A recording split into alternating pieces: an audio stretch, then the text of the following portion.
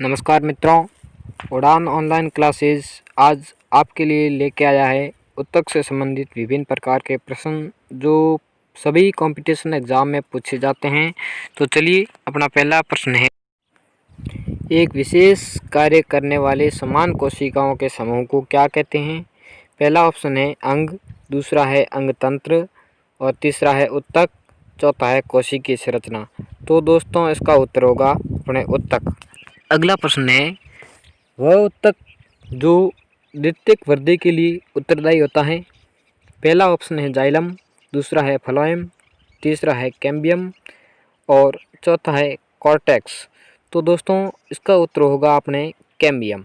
अगला प्रश्न है, पौधों में फ्लोएम मुख्य उत्तरदायी है। तो पहला ऑप्शन है आर वहन के लिए, दूसरा है अमीनो अम्ल वहन के लिए, तीसरा है जल वहन के लिए, चौथा है ऑक्सीजन वहन के लिए।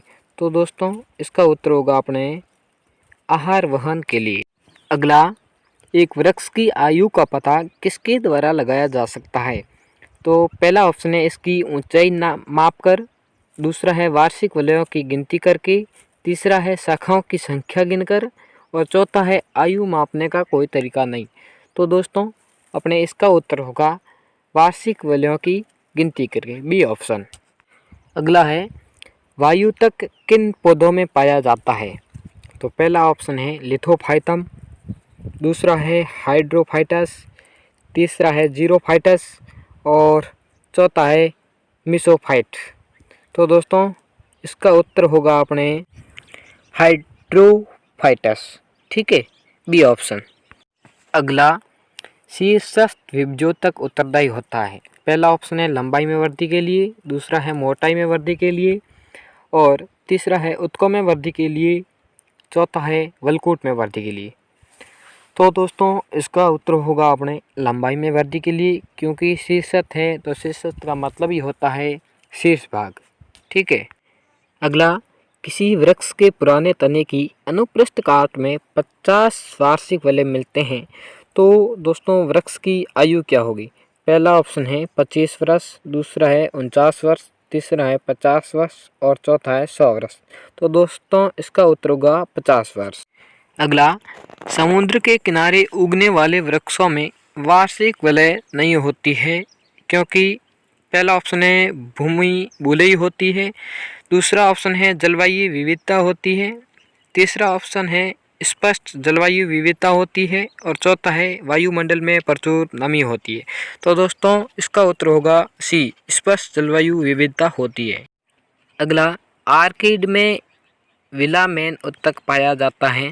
पहला ऑप्शन है प्रवाहों में, दूसरा है मूलों में, तीसरा है पत्तियों में, चौथा है पुष्पों में। तो दोस्तों, इसका उत्तर होगा बी ऑप्शन, मूलों में।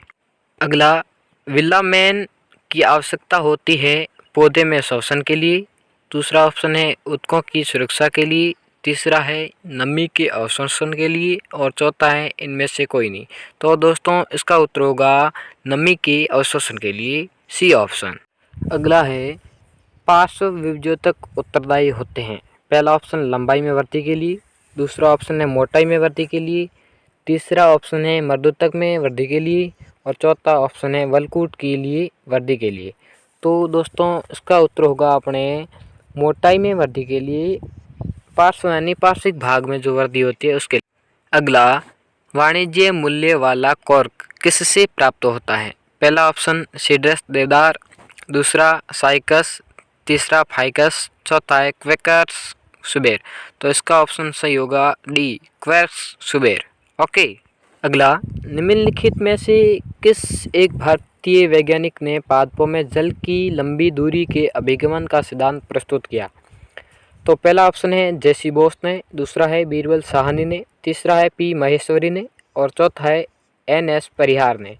तो दोस्तों, इसका उत्तर होगा अपने पहला ऑप्शन ए, जेसी बोस ने, ठीक है। अगला प्रश्न है, अगला, शाखाओं से पत्तियां झड़ जाती है निम्न के कारण से, अर्थात इसका कारण क्या है। पहला ऑप्शन है अपना जीवन काल पूर्ण करने से, दूसरा ऑप्शन वायुमंडलीय तापमान के गिरावट से और तीसरा है कॉर्क के बाहर विलग्न परत के बन जाने से और चौथा है दैनिक काल के छोटा हो जाने से।